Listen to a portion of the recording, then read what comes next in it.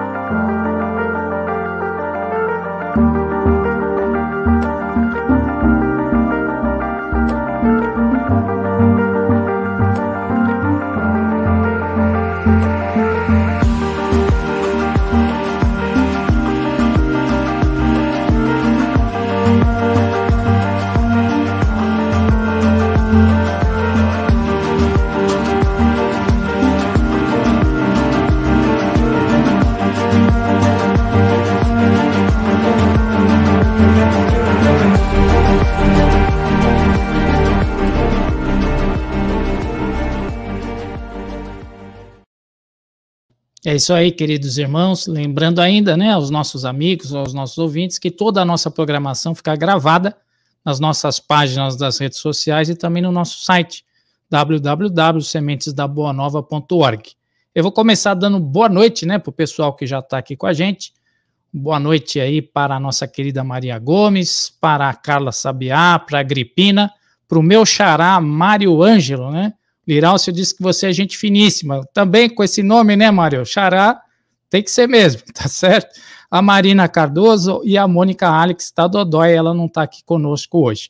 Então, grande abraço para vocês, que Deus ilumine a todos. E nós vamos começar, então, o nosso estudo, primeiramente, com uma prece. Então, vamos, neste momento, buscando a figura amorosa do nosso Divino Mestre Jesus, que é o nosso irmão maior, nosso modelo e nosso guia.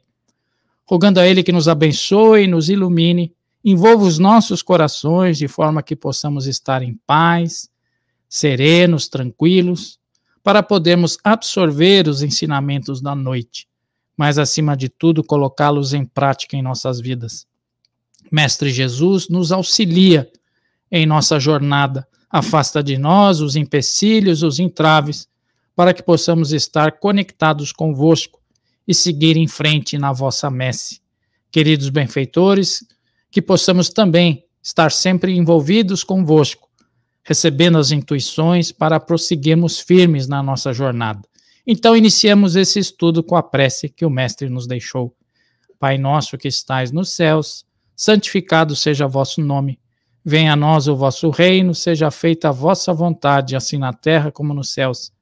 O pão nosso de cada dia nos dai hoje, e perdoai as nossas dívidas, assim como nós perdoamos aos nossos devedores. Não nos deixeis cair em tentação, mas livra-nos, Senhor, de todo mal. Que assim seja, graças a Deus. Bom, então vamos pegar aí, gente, o Livro dos Espíritos, né? Nós estamos aí na parte terceira, no capítulo 10, né? Da parte terceira, que é o capítulo da Lei da Liberdade. Então, vamos iniciar da questão 825. Peguem aí o livro de vocês para acompanhar junto com a gente. Então, a questão 825, Kardec pergunta assim: haverá no mundo posições em que o homem possa jactar-se de gozar de absoluta liberdade? E a resposta, então, dos espíritos: não. Porque todos precisais uns dos outros, assim os pequenos como os grandes. Então veja, gente, né? Todos nós somos chamados a conviver em coletividade, né? Nascemos geralmente numa cidade, ou seja, num vilarejo, enfim, sempre há pessoas em torno de nós. Isso significa dizer que a convivência entre as pessoas faz com que as nossas liberdades, as nossas ações, elas sejam restritas às ações que, evidentemente, não causemos mal ao outrem, né? Então, todos nós que vivemos em sociedade, nós não possuímos uma liberdade irrestrita e total, porque a minha liberdade, ela termina onde começa a do meu próximo. Então, não se pode dizer que as pessoas são livres numa sociedade, né? Essa liberdade, ela tem, vamos dizer assim, limites. Nós podemos sim pensar, né? O nosso pensamento é livre, e mesmo assim, vamos pensar, né? Que nós, às vezes, como diz lá no Evangelho, pecamos pelo nosso pensamento. Então, até o nosso pensamento é necessário que vigiemos.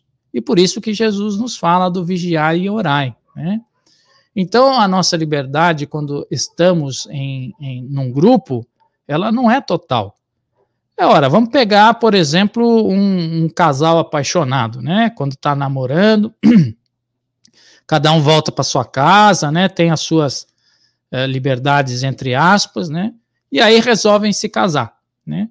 Aí vão para o mesmo lar, a mesma casa e começam a viver em conjunto. Então, veja, né? O rapaz está acostumado a ir no banheiro e deixar a tampa levantada. E aí a esposa já não gosta, quer que ele abaixe a tampa. O outro deixa a escova de dente na pia e com a pasta de dente aberta. O outro já não gosta. Então, veja, a própria convivência com as pessoas já vai fazendo com que haja vamos dizer assim, diretrizes, né, limites na nossa liberdade. E a gente, então, não pode ser livre quando vivemos num grupo. E isso é importante, isso não deixa de ser um aprendizado, porque na medida que a gente passa a nos controlar, né, a cercear aquilo que nós fazemos, as nossas ações, isso acaba nos educando, né? O viver em sociedade também é um método educativo, né? Porque a partir do momento que nós vamos observar as nossas atitudes, os nossos passos e até as nossas palavras, eu não posso chegar num grupo e falando qualquer coisa. Eu não tenho a liberdade de falar o que eu penso, muitas vezes. Então, tudo isso faz parte de um aprimoramento, uma educação, a qual nós, então, evidentemente, vamos aí, aos poucos, né, aprendendo regras, aprendendo a ter conduta, aprendendo a falar as palavras na hora correta. Isso tudo não deixa de ser o quê? Um grande aprendizado. Então, aqueles que querem a liberdade plena, isso, infelizmente, não é possível, tá certo? Olha, entrou a nossa querida Luci Helena, um grande abraço, Luci, que Deus te abençoe, tá certo? E aí, então, nós vamos para a questão seguinte, que já fala algo a respeito da liberdade também. E diz o seguinte: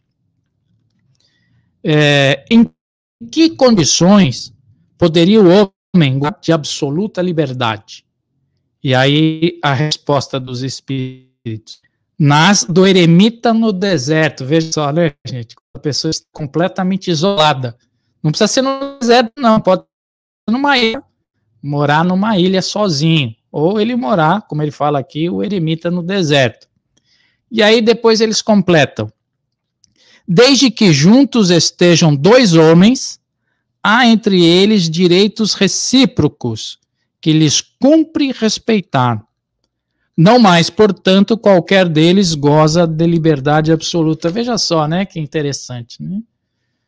Quando eu começo a conviver em dois, né, eu tenho que ter respeitar o direito recíproco do meu próximo. E aí, então, isso já tolhe a minha liberdade completa e absoluta, né? Então, e aquele que é o eremita no deserto ou que vive isolado numa ilha, esse cidadão também não cresce, gente. Porque justamente a convivência com as pessoas é que faz o crescimento, né? Nós só crescemos quando aprendemos a conviver mutuamente. Qual que é o maior exemplo, né, que nós podemos ter, a não ser aquele da convivência familiar? É justamente na família que nós temos o que? Os maiores aprendizados. Porque ali, além de estar reunido, né, os desafetos do passado, e esses desafetos, isso só é compreensível, né, a gente só compreende aquela máxima de Jesus do amar os inimigos, se a gente volta o nosso olhar para a nossa célula familiar, para a nossa família. Porque muitas vezes, gente, é na célula familiar que está junto as velhas pendências do passado.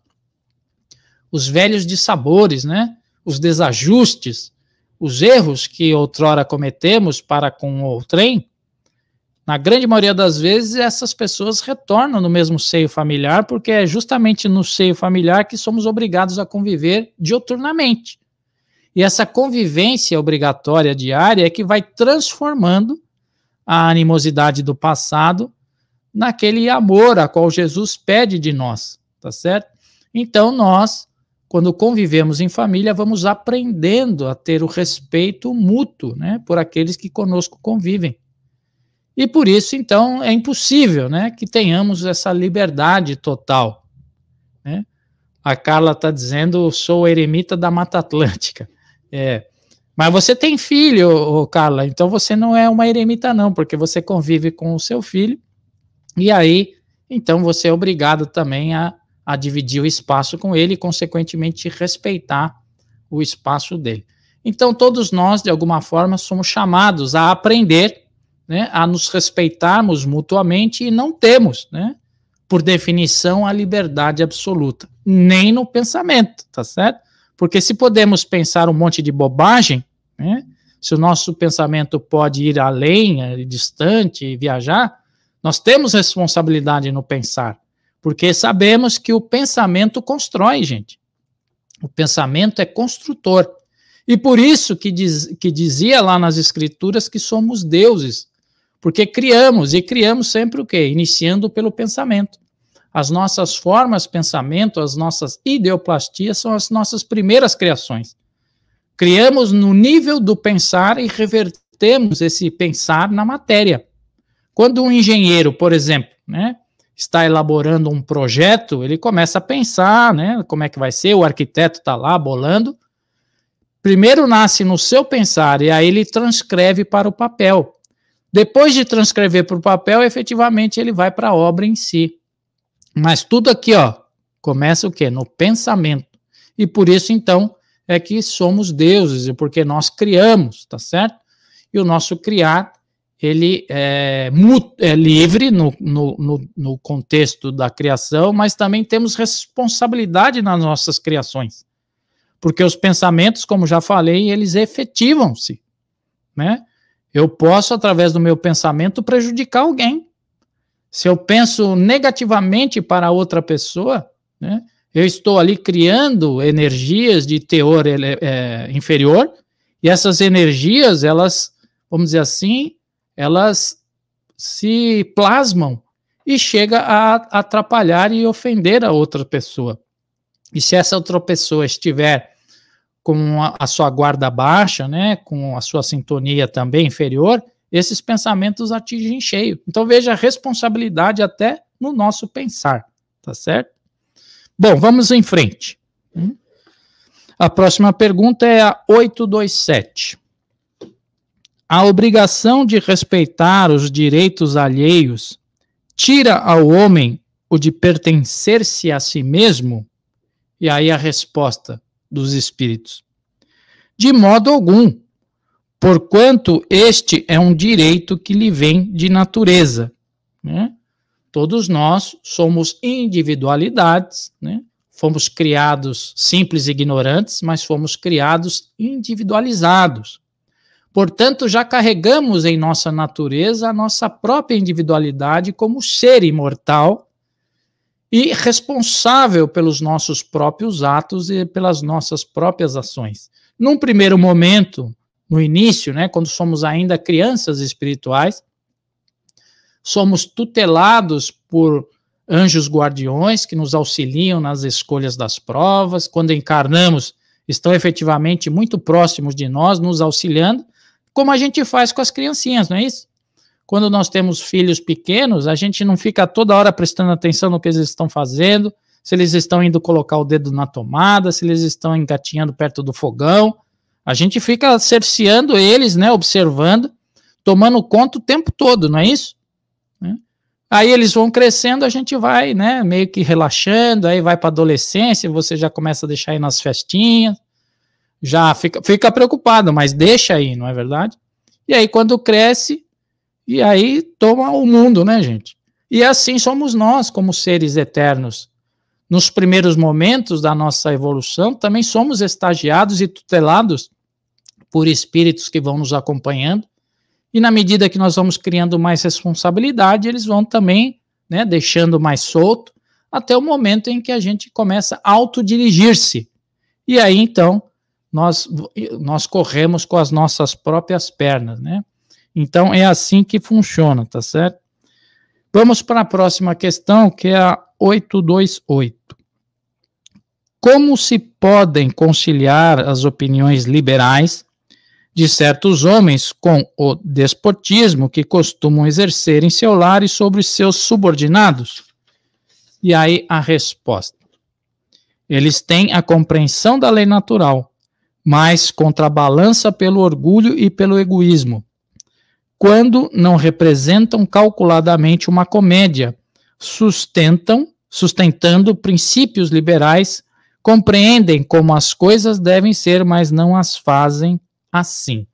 Entrou aí na nossa live também a Silmar Andrade e a Marlene Balieiro. Boa noite para vocês, que Deus abençoe a todos. Lembrando ainda, gente, que no nosso outro canal está o nosso irmão Davi Ascenso, né, com o programa Espiritismo e Vida, sempre trazendo um convidado ou uma convidada ilustre para a divulgação da nossa santa doutrina. Então, quem quiser curtir o Davi Ascenso, vai lá no nosso outro canal, no canal do Joana de Ângeles, e aí vocês vão estar lá curtindo eles, ou então fica aqui conosco estudando, ou vai lá um pouquinho, depois vem aqui um pouquinho, e assim vai. Mas voltando a essa questão, né? Há níveis de entendimento das nossas responsabilidades, né? Muitos de nós têm isso como, vamos dizer assim, como um ensinamento, mas não colocam em prática, né? Então, muitas pessoas, como ele mesmo diz aqui, ainda são envolvidas pelo chamado orgulho e pelo egoísmo, e se deixam se conduzir como déspotas, né? Como criaturas autoritárias nos seus lares, fazendo com que a vida dos seus familiares seja insuportável, né? Lembremos sempre que tudo isso faz parte de um processo de crescimento espiritual, onde aquele que neste momento está sendo escandaloso, né, está sendo orgulhoso, está sendo egoísta, ele está a prejudicar aqueles que convivem ali, mas não é o acaso também que aqueles que estão ali estão passando por essa situação ruim e dolorosa, né?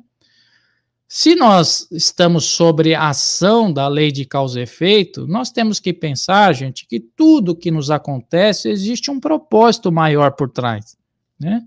Num primeiro momento, nós não compreendemos a violência, as situações de sofrimento, de pesar, de doença e de angústias que nos batem à porta. Muitas vezes recalcitramos, nos debelamos contra a lei maior, blasfemamos, né? Como Deus permite que isso aconteça comigo? Não está certo isso. Como Deus pode fazer isso comigo, né? Então, nesse primeiro momento, não aceitamos essas situações, mas mais para frente, com mais calma, lembra que o tempo é sempre o melhor amigo, né? O tempo vai nos trazendo serenidade, vai nos trazendo calma, equilíbrio, e nas reflexões que fazemos de tempos em tempos, vamos então colocando a cabeça para pensar e falando, puxa vida, realmente isso que aconteceu foi bom, porque agora eu estou agindo de outra forma, porque até então não fazia isso. Então, todos os males que nos acontecem, há por trás o quê? Um aprendizado maior. E esse mal só aconteceu porque dentro da lei de causa e efeito eu deixei uma brecha aberta. A lei, ela é justa e eterna, gente. Não importa qual época a gente tenha cometido o erro, né? Esse erro pode ter sido feito há muitas encarnações atrás. Mas agora, diante desse momento em que eu estou aqui e apto a resgatá-lo, então, evidentemente, eu resgato, né, essa problemática e a partir dali, então, eu alivio a minha ficha, né, chamada ficha kármica, e aí, então, a partir disso eu estou livre desse problema para conquistar, alçar o chamado voo mais alto. Então, resumindo, todos os nossos problemas, as nossas dificuldades, elas fazem parte de um contexto. Então, se eu estou dentro de um lar, onde algum familiar ali exerce sobre mim algo muito ruim, né? Esse que está exercendo a ação ruim e está sendo escandaloso, esse há de pagar, né, no sentido do resgate, num futuro, numa encarnação qualquer, lá na frente, ele também receberá, quando Jesus fala com quem com ferro fere, com ferro será ferido, ele está se reportando à lei de causa e efeito, né? Então, aquele hoje autoritário, né, o pai autoritário ou a esposa déspota, nesse momento que está agindo dessa forma, lá no futuro, ele vai colher os frutos disso de um jeito ou de outro, né? Então, em vista disso, nós vamos passando por processos, depurando o nosso espírito imortal, onde carregamos ainda os erros do passado, principalmente por aquilo que ele falou aqui nessa questão. O que ele falou? Que somos portadores ainda de orgulho e egoísmo, gente. E o próprio livro dos Espíritos nos fala em inúmeras questões que a maior chaga da humanidade é o egoísmo e o orgulho. Então ainda carregamos essas duas, né, esses dois defeitos em nosso ser imortal. E isso se revela nas nossas atitudes, nas nossas ações, no nosso pensar, Quando eu sou egoísta, eu já penso de maneira egoísta, olhando lá na frente o que eu vou ganhar, ou o que eu vou deixar de lucrar se eu agir dessa ou daquela maneira, porque eu quero tudo para mim, né? Se eu sou orgulhoso, eu já penso antes de tomar uma atitude no sentido de sempre estar me enaltecendo como a melhor criatura, eu sou uma pessoa que não erro, né? Que eu sou melhor do que outras pessoas. Então, quem é você para me julgar? Quem é você para falar sobre mim, né? Então, veja, tudo que a pessoa faz está baseado em cima disso. Isso acarreta N consequências que lá na frente ele vai arcar com essas situações. Graças a Deus, né? Ele nos deu a pluralidade das existências, a chamada reencarnação, né? E através das inúmeras reencarnações que temos e que teremos, isso vai fazer com que nós reajustemos, gente. E isso explica as inúmeras, vamos dizer assim, diferenças que existem entre as pessoas, né? Seja na cor, né? No sexo, nas disposições sociais, nos patrimônios de aquisição intelectuais e morais. São essas inúmeras reencarnações, né, que vão explicando as diferenças das pessoas. Lembrando sempre que Deus cria incessantemente e que, por causa de estar criando incessantemente, ele já criou espíritos há muito mais tempo do que nós. E esses espíritos que foram criados há muito mais tempo do que nós têm muito mais experiência que a gente e, consequentemente, mais evolução moral. E existem espíritos que foram criados depois de nós e, consequentemente, menos experientes. Além desse fator, existe o fator do quê? Do livre-arbítrio, onde a criatura, pelas suas decisões errôneas, acaba se retardando mais do que outras e tem que repetir a prova. E aí, então, vão ficando para trás. Então, veja, são esses dois aspectos que também diferenciam as individualidades, né? O tempo de experiência que foram criados e também as suas decisões através do chamado livre-arbítrio, tá certo? Vamos para a questão 828A. Ser-lhes-ão, na outra vida, levados em conta os princípios que professaram neste mundo? Então, a resposta dos espíritos: quanto mais inteligência tem o homem para compreender um princípio, tanto menos excusável é de o não aplicar a si mesmo. Em verdade vos digo que o homem simples, porém sincero, está mais adiantado no caminho de Deus do que um que pretenda parecer o que não é. Aí, gente, ele está dizendo o seguinte, né? Que essas experiências que adquirimos, é necessário que coloquemos em prática nas encarnações subsequentes. Porque o que adianta de eu aprender tal situação se não colocar lá em prática na sequência? Melhor seria não ter aprendido nada. Melhor seria ter ficado na ignorância. Porque Jesus dizia: a quem muito foi dado, muito será cobrado. Então, essas experiências que passamos hoje, né, sejam elas ruins ou as boas, são fontes de aprendizado a cada criatura que as vivencia. Então, temos que tirar as lições preciosas dos erros e também dos acertos. Os acertos, obviamente, é mais fácil, né? Porque como acertou, então o caminho das pedras é esse, é só seguir. Você já sabe qual é e sabe que dá certo, né? E o que errou é procurar, então, refazer os mesmos passos de forma a não errar daquele jeito. É mais complicado, não é? É mais complicado. Mas também a experiência conta, gente.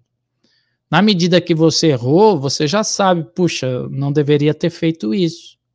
Então, e essa experiência de não deveria ter feito isso conta positivamente, porque você já sabe que se você fizer isso vai dar em erro, né? Então, também é ponto positivo. Por isso que toda dor e todo erro é aprendizado. Porque na medida que nós aprendemos que esse caminho não é legal, da próxima vez a gente não segue mais esse caminho, porque isso já tem como absorvida a lição. Então, muitas vezes a gente, né, vai aprendendo com os erros. A Carla está dizendo que ela sempre questiona o livre-arbítrio. A gente tem que, né, fazer de tempos em tempos as chamadas reflexões, né, para saber se as nossas escolhas estão sendo corretas, né, se estamos escolhendo bem. E às vezes a própria vida nos coloca nessas posições, viu, gente? Quando evidentemente vem uma doença, algum problema que nos faz pisar no pé no freio, né? Você está naquela correria danada e de repente você tem aí uma dor nas costas que te leva na cama e você vai ficar uma semana sem levantar porque aquela dor é tão forte que você nem consegue levantar. Essa semana que você ficou na cama não é uma semana de reflexões? Não é uma semana em que o seu usual do seu trabalho, das tuas coisas, foi paralisado? E aí, então, justamente por você estar ali na cama, é o momento de você refletir, de você ler, de você rever determinadas situações. Então, a própria vida te propõe, de quando em quando, momentos de reflexões, né? E aí você começa a observar se o seu livre-arbítrio, né, está sendo correto, se você está escolhendo corretamente, e se você está caminhando, né, no caminho que deveria caminhar. Lembrando sempre, gente, que nós temos 2 grandes momentos do livre-arbítrio. O primeiro e o mais importante é aquele que nós temos na espiritualidade, na escolha das provas.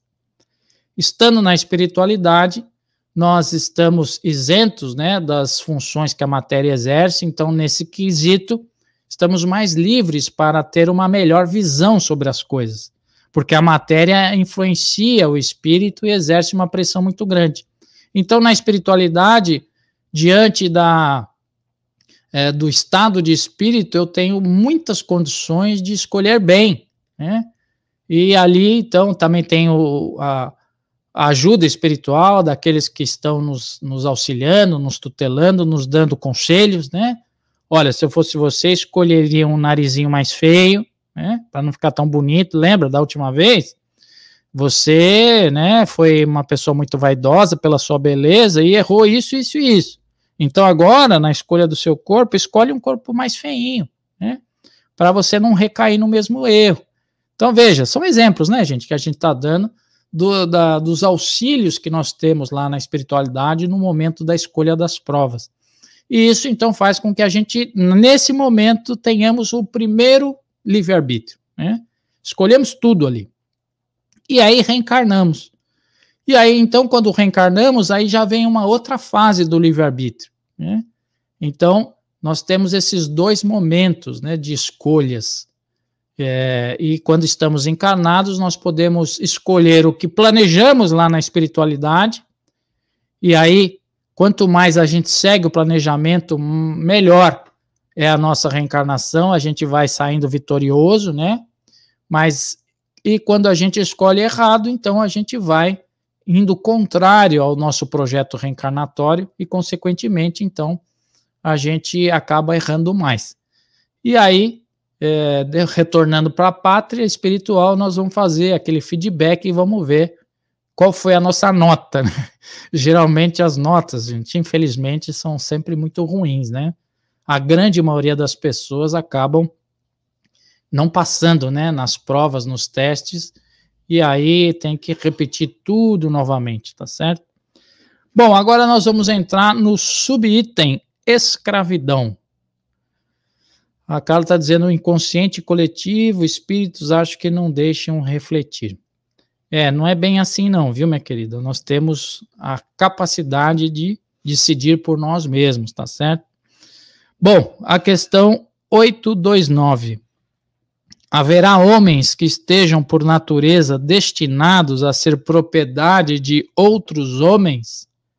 E a resposta: é contrária à lei de Deus toda sujeição absoluta de um homem a outro homem. A escravidão é um abuso da força. Desaparece com o progresso, como gradativamente desaparecerão todos os abusos. E aí tem uma pequena notinha de Kardec que ele diz o seguinte: é contrária à natureza, à lei humana que consagra a escravidão, pois se assemelha o homem ao irracional e o degrada física e moralmente.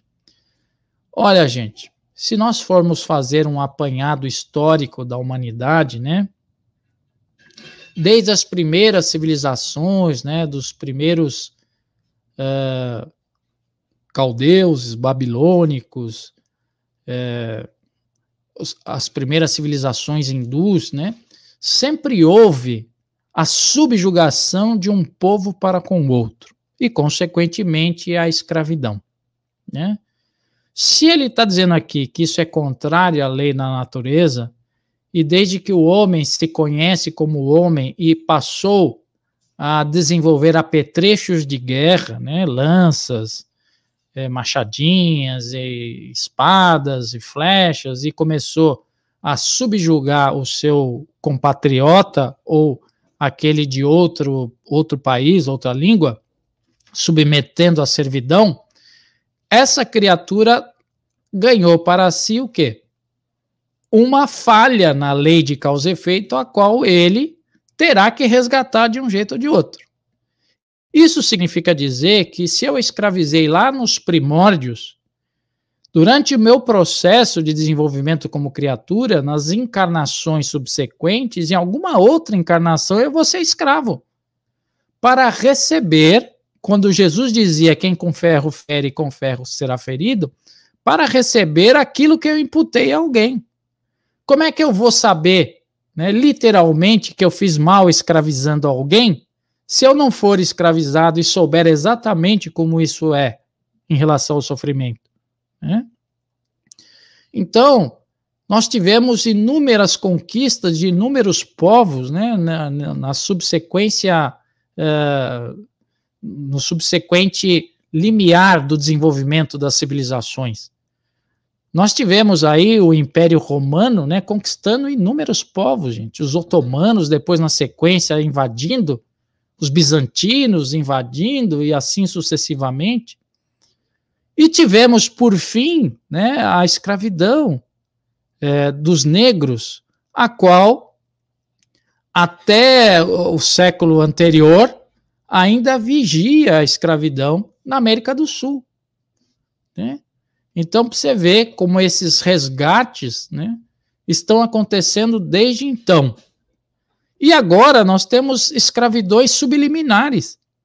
Quando nós temos a escravidão infantil, né, quando temos a escravidão sexual, quando nós temos a escravidão trabalhista, são formas mais, vamos dizer assim, entre aspas, né, leves da escravidão, mas não deixam de ser o quê? Consequências de ações do passado. E ele diz aqui que um dia, né, o homem não fará mais isso. Porque ele diz aqui, né, desaparecerão com o progresso, como gradativamente desaparecerão todos os abusos.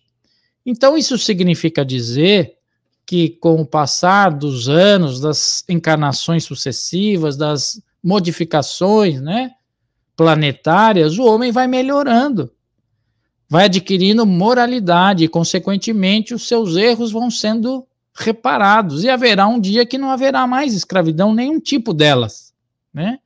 Porque aí, então, o homem, efetivamente, terá resgatado os seus débitos e, coletivamente, ele estará quites para com a lei, e, consequentemente, então, entrará num outro estágio evolutivo.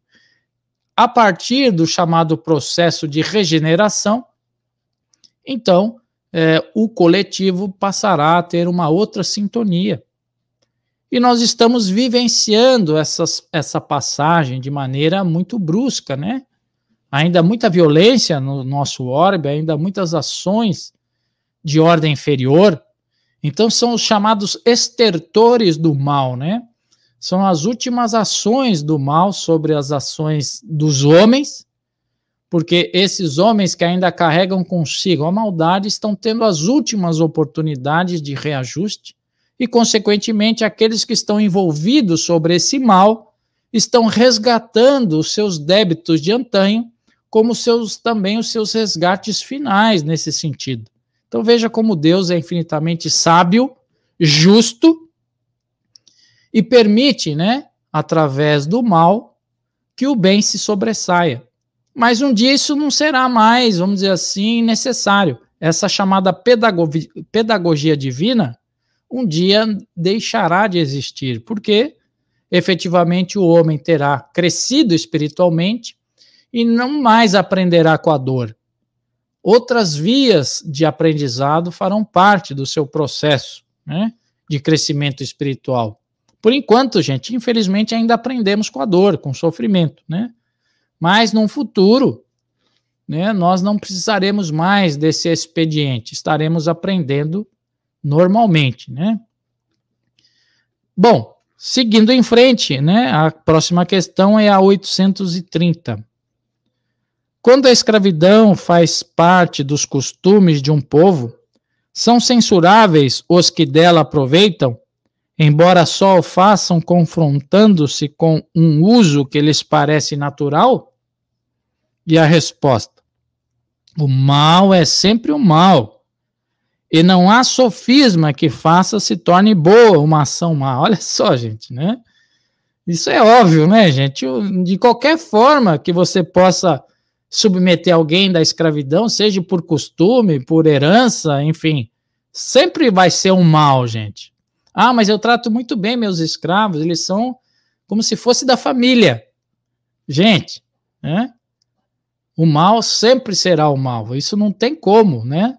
Não há sofisma que possa convencer que isso é o contrário, né? Então é óbvio que em qualquer forma que a escravidão esteja sendo atuada é errada, né?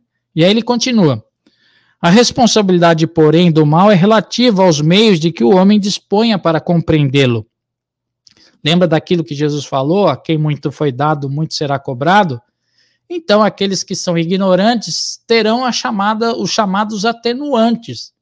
Porque eu não posso exigir da criança aquilo que eu exijo do universitário, né? Isso é óbvio. Aquele que já tem conhecimento, eu posso exigir, sim.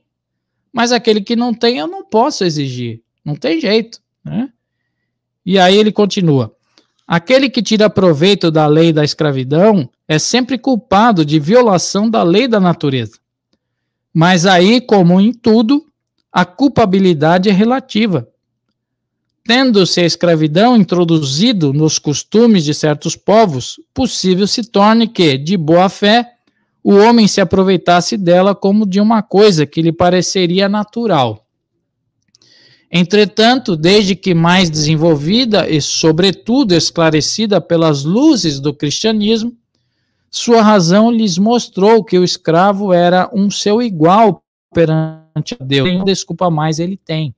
Então, lembrando, quando Jesus veio, né, ele estava ali, ainda havia, né, a subjugação de Roma sobre o povo de Israel, né, e havia a escravidão à torta e à direita, e Jesus começou a introduzir esses princípios de liberdade e de igualdade, né, para que todas as pessoas começassem a compreender que somos iguais, né?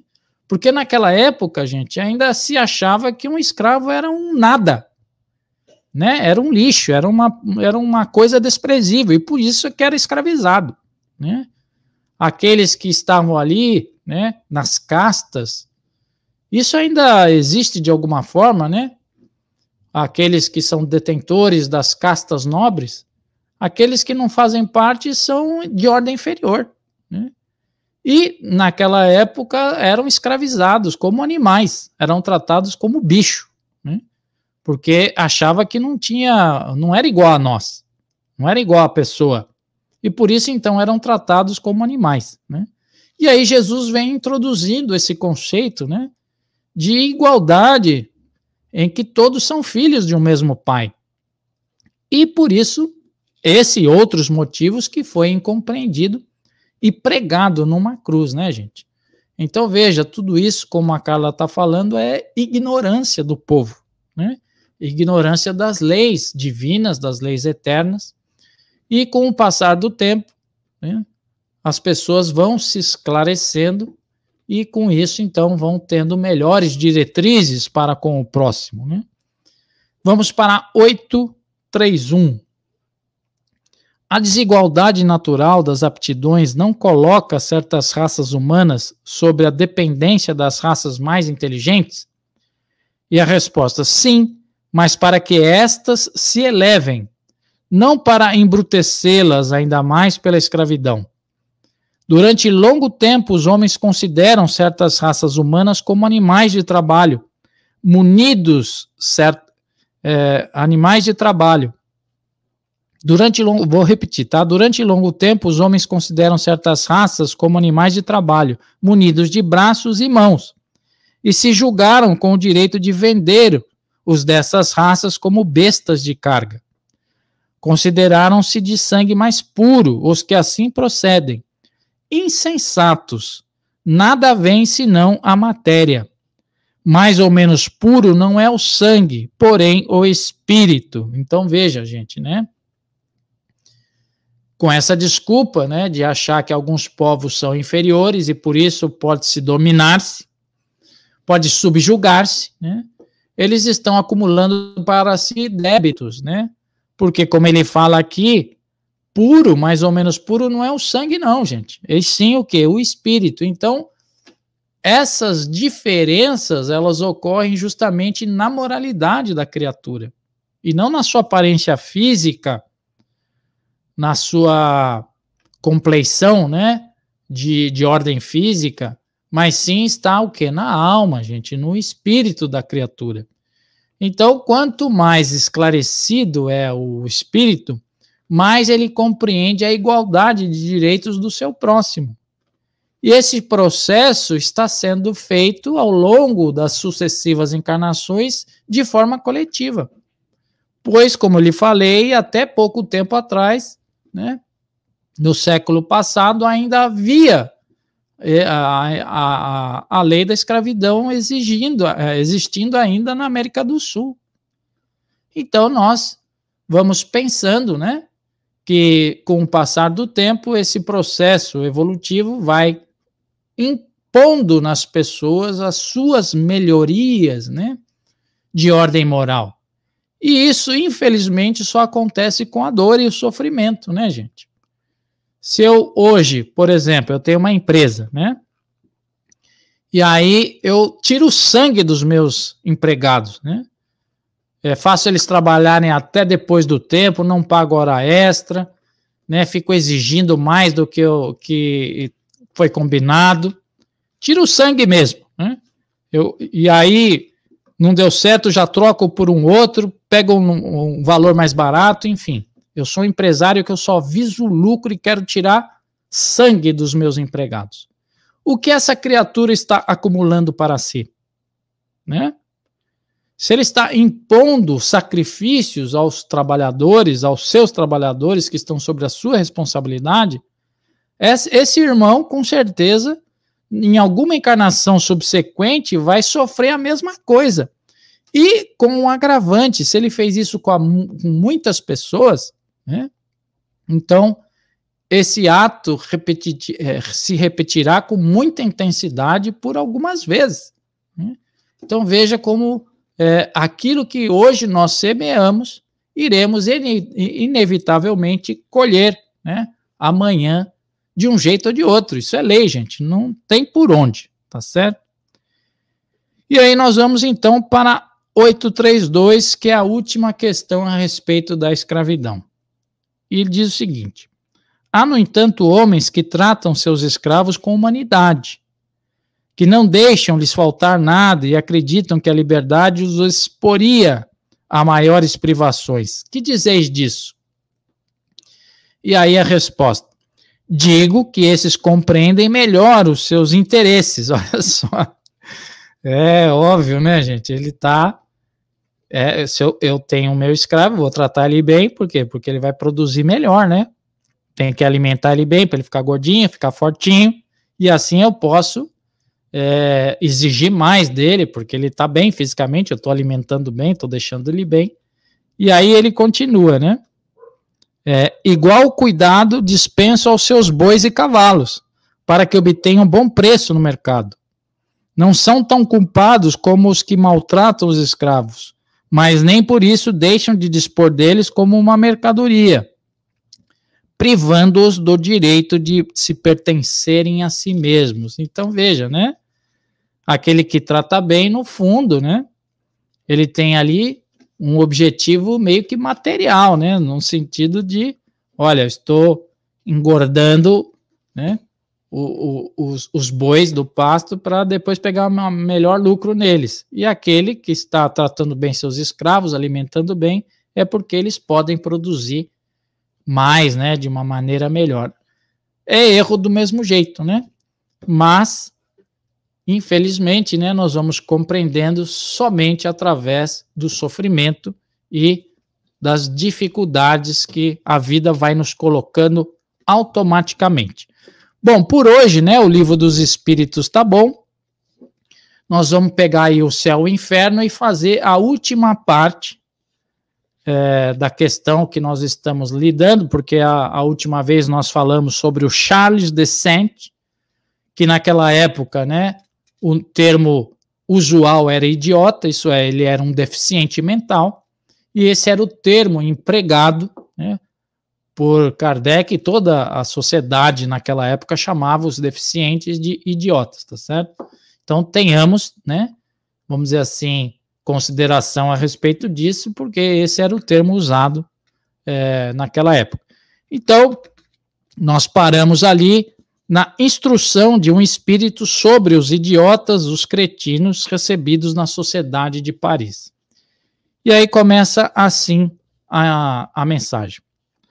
Os idiotas são os seres castigados pelo mau uso das faculdades bem poderosas, almas encarceradas em corpos cujos órgãos impotentes não conseguem exprimir seus pensamentos.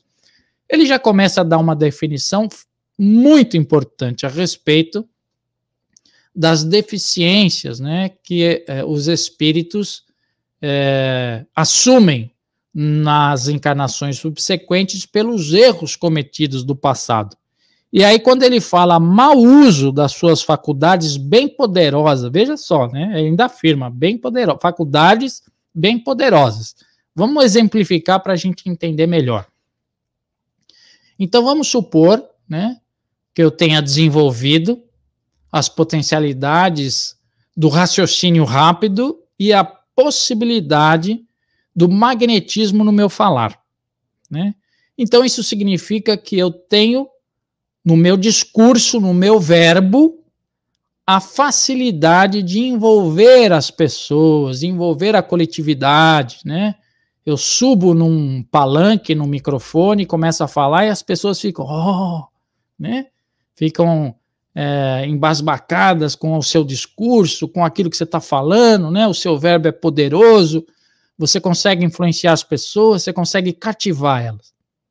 Isso é o quê? Uma ferramenta poderosa que você, no seu, vamos dizer assim, no seu planejamento reencarnatório, traçou essas possibilidades para que você tivesse essa facilidade, né? Então, você teve essa facilidade. Mas o que você fez com isso? O que você fez dessa ferramenta poderosa que você foi dotado? Você corrompeu multidões. Você colocou informações falsas. Você induziu essas pessoas a drogas, ao sexo, a ideologias falaciosas. Envolveu multidões e conduziu elas a cometerem erros, né? Então, você usou desse instrumento que você estava dotado da melhor forma possível para induzir as pessoas ao erro. Aí, então, o que acontece? Como ele diz aqui, você, numa próxima condição, a sua alma vai ser encarcerada num corpo deficitário e você não poderá se expressar como você se expressava daquela forma. Você não poderá falar como você falava daquela forma. Você não poderá envolver as pessoas como você envolvia daquela forma porque você fez errado. Então agora é obrigado você a ser cerceado em todas as suas potencialidades, porque a sua mente continua com aquela, vamos dizer assim, possibilidade de pensamento e exercício das suas faculdades, mas o seu físico não permite essa manifestação. Então veja como essa prova é dura, porque você está diante das limitações do seu instrumento, mas ao mesmo tempo consegue refletir sobre isso, né? Então, essa é uma das condições. E aí ele continua. Esse mutismo moral e físico constitui uma das mais cruéis punições terrenas. Veja só, uma das mais cruéis punições terrenas, né? Porque, como eu falei para você, o cara tá ligado ali que ele tem essa potencialidade, mas ele não consegue fazer, não consegue falar. Então veja como ele se sente, né? Tolhido nas suas mais vontades, né? De se expressar e não consegue, né? E aquilo causa para a pessoa um constrangimento muito grande. E aí, continuando. Muitas vezes escolhidas por espíritos arrependidos que desejam resgatar suas faltas. A aprovação nem por isso é improdutiva, porque o espírito não fica estacionado na prisão de carne. Esses olhos que parecem vazios, veem. Esses cérebros deprimidos usam da imaginação, apesar nada poderem produzir pela palavra e pelo olhar. Então veja, gente, como isso é ruim, né? Eu trabalhei 5 anos na APAE aqui em Ubatuba, e um dos meus alunos uma vez, né, ele veio de manhã muito alegre, dizendo que ele tinha sonhado, e que no sonho, ele falando com toda aquela dificuldade, mas eu ia entendendo, né? Eu pedia para ele ir falando devagar, ele foi falando devagar e eu fui entendendo direitinho. Ele dizendo que ele sonhou que conseguia falar, fazer tudo certinho, como se tivesse sem problema nenhum. E que tinha ficado muito contente com isso. Né? Então veja, né? Essas limitações são do físico, mas o espírito que está ali não tem essas limitações. Né? Ele está ali vivenciando essa prisão, esse tolhimento. E isso causa muito constrangimento. E aí ele continua. Com exceção do fato de se movimentarem, o seu estado pode se comparar com o do letárgico ou do cataléptico, que vêm e ouvem sem, contudo, poderem exprimir.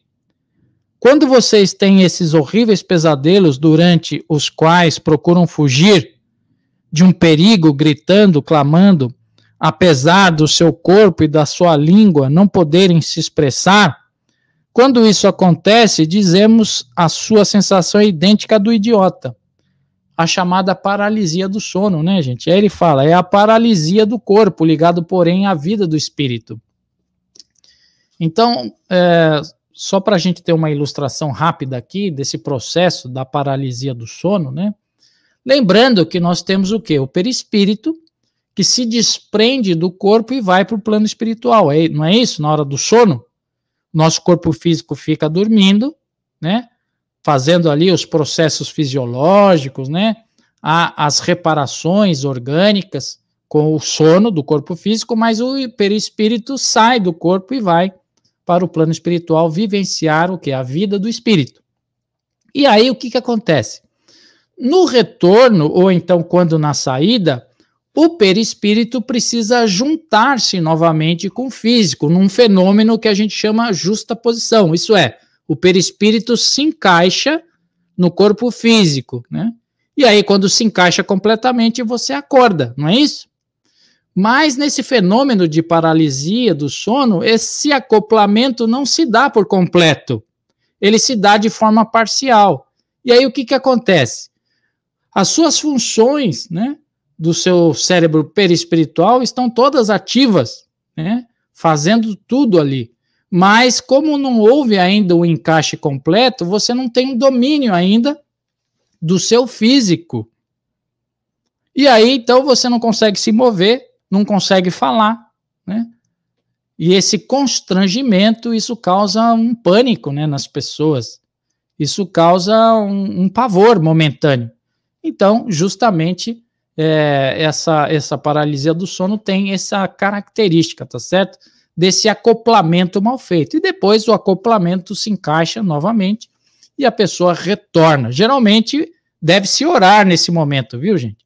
A oração é a forma mais rápida de retomar o acoplamento, né, do perispírito com o corpo físico. E aí, continuando. Assim se explicam quase todas as enfermidades, pois nada acontece sem motivo. E o que vocês chamam de injustiça da sorte é apenas a aplicação da lei da mais alta justiça. Aí, ó, é a lei de causa e efeito, gente, né? Fazendo aí todo o processo de reparação. A lei é infinitamente justa, né? Somos nós que pisamos na bola e então nos encaixamos dentro desse processo da lei de causa e efeito e a gente acaba nascendo nesses corpos deficientes para colher justamente aquilo que, evidentemente, nós causamos de mal, do abuso, né, das nossas faculdades e o nosso instrumento, que a gente foi dotado. E aí ele continua. A loucura também é um castigo pelo abuso das faculdades mais elevadas. O louco tem duas personalidades, a que delira e a que tem consciência dos seus atos sem poder ter domínio sobre eles. Então veja, né, gente, como a gente falou desde o começo, toda e qualquer situação, seja ela doença, né, situação física, situação psíquica, situação material, todo e qualquer sofrimento ou alteração que acontece conosco, existe uma causa anterior. Existe algo a qual no passado nos induziu hoje, no presente, a resgatar através dessa problemática, né? Então, aquele que compreende melhor e que estuda a doutrina e que começa a compreender a lei de causa e efeito, da imortalidade da alma, das sucessivas reencarnações, enfim, essa criatura ela começa a lidar melhor com seus problemas e com as suas dificuldades. Aceita com mais resignação, procura estudar mais e compreender-se mais a si mesmo. Isso facilita todo o processo, que fazendo com que ela vá aos poucos se melhorando e retomando, né, aquilo que outrora ela fez de errado. E outra coisa interessante e que o Evangelho nos dá, né, e que Pedro nos dizia que um ato bom cobre uma legião de pecados, isso significa dizer que nós, através das nossas boas ações, dos nossos atos positivos, nós podemos ir amenizando os males que cometemos outrora e potencializando os resgates, gente. Porque quanto mais bem eu praticar, é como se eu forçasse, né, a retirada do mal a qual eu fiz outrora, indo o quê? Aliviando, né, o mal através dos atos positivos. Não significa que eles serão todos zerados, significa que eu vou aliviar a minha carga. Por isso, então, nós temos que nos esforçar para que cada vez mais a gente faça melhores coisas e assim, consecutivamente, vamos nos melhorando como criatura. E aí, continuando. Quanto aos idiotas, a vida contemplativa isolada da sua alma, sem os prazeres do corpo, pode também se tornar agitada pelos acontecimentos, como qualquer das existências mais complicadas. Revoltam-se alguns contra o suplício voluntário e, lamentando a escolha feita, sentem violento desejo de voltar para a vida anterior. Desejo que o faz esquecer a resignação do presente e o remorso do passado, do qual tem plena consciência, visto como, embora idiotas e loucos, sabem mais do que vocês, ocultando debaixo da impotência física uma força moral de que não vocês têm a menor ideia. Então, aí, muitas vezes, né, ele está dizendo daqueles que acabam recalcitrando, né, não aceitando as provas e acabam se revoltando dentro desse contexto. E aí continua. Os atos de fúria, como de imbecilidade a que se entregam, são no íntimo julgados por eles mesmos como seu sofrimento e sua vergonha. Por isso, zombar deles, insultá-los, mesmo maltratá-los, como às vezes se faz, é aumentar o seu sofrimento, fazendo sentir mais cruamente a sua fraqueza e degradação. Se eles pudessem, acusariam de covardia os que agem assim, sabendo que a vítima não pode se defender. a loucura não é uma lei divina, mas ela é de origem materialmente, ela se origina materialmente pela ignorância, sordidez e miséria, e a ciência pode perfeitamente eliminá-la. Então veja só que interessante, né? Todos nós, gente, carregamos conosco, né, como a gente já falou, os erros do passado, né? E, consequentemente, né, algumas problemáticas, em especial aqueles de ordem mental, ordem psíquica, né, elas estão relacionadas com sentimentos errados que cometemos, de tal forma que atuaram na psique, fazendo com que na encarnação subsequente nós viéssemos com o germe da loucura, né? Ele está dizendo aqui que a ciência, né, ela pode auxiliar nesse processo, né? E como hoje tem auxiliado, né? A gente vê, antigamente os loucos eram dados eletrochoques, né, tratamentos, choques insulínicos e tantas outras coisas, maltratavam, né, eles eram considerados como prisioneiros, né, gente? Os hospícios eram prisões. E hoje os tratamentos já são humanizados, já são completamente modernizados, né? E quando se alia a ciência à espiritualidade, então o tratamento ele é muito efetivo, né? Lembrando que somos espíritos eternos e que carregamos conosco heranças espirituais. Portanto, se aliar a ciência e a espiritualidade, o tratamento ele é muito efetivo, né? Auxilia demais nesse processo, tá? E aí, continuando, os modernos recursos da higiene que a ciência hoje executa e está ao alcance da maioria, pode destruí-la. Sendo o progresso condição expressa da humanidade, as provações também irão se modificando, acompanhando a evolução dos séculos. Chegará o tempo em que as provações serão todas morais.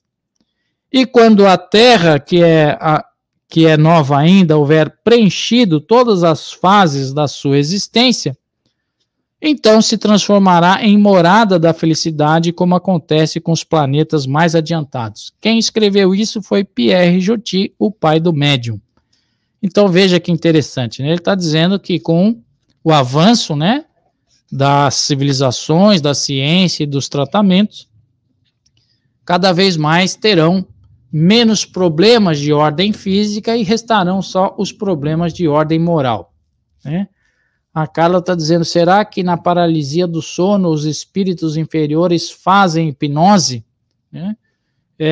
Lembrando sempre, Carla, que essas situações sempre acontecem com a anuência, né, da luz.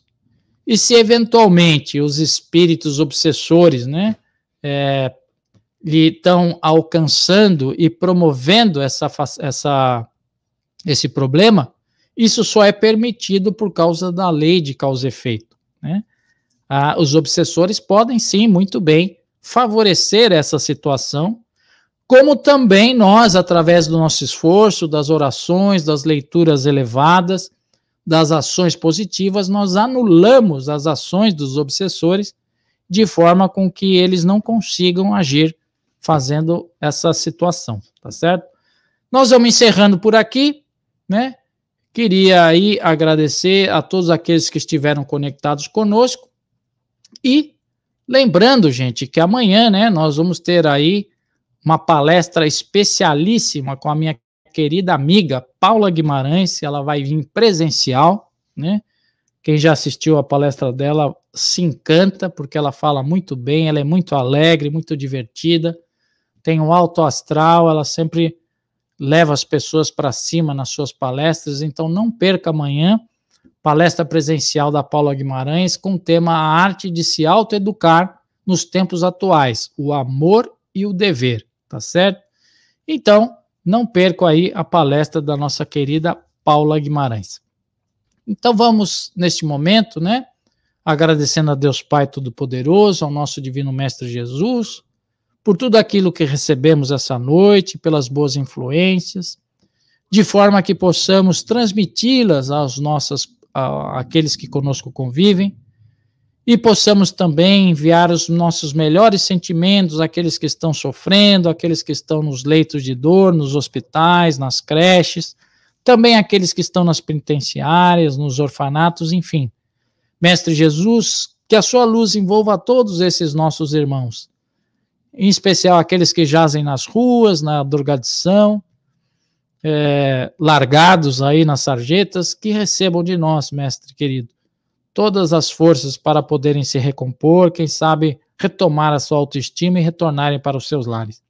Pedimos ainda por os nossos entes queridos, por aqueles que já se encontram no plano espiritual, de forma que recebam de nós energias de paz, de esperança, e que cada vez mais estejamos conectados com a luz do nosso Mestre Jesus.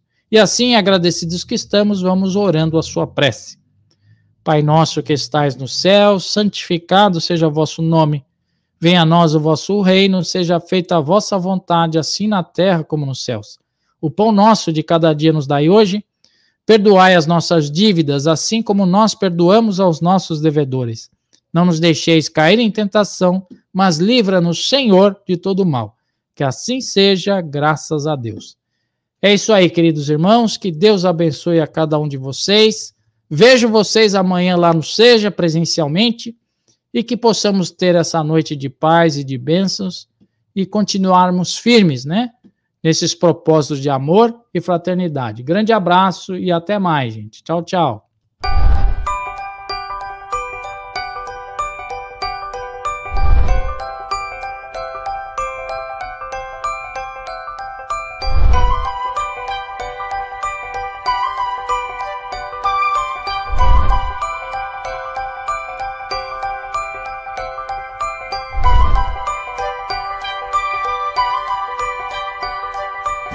A Rádio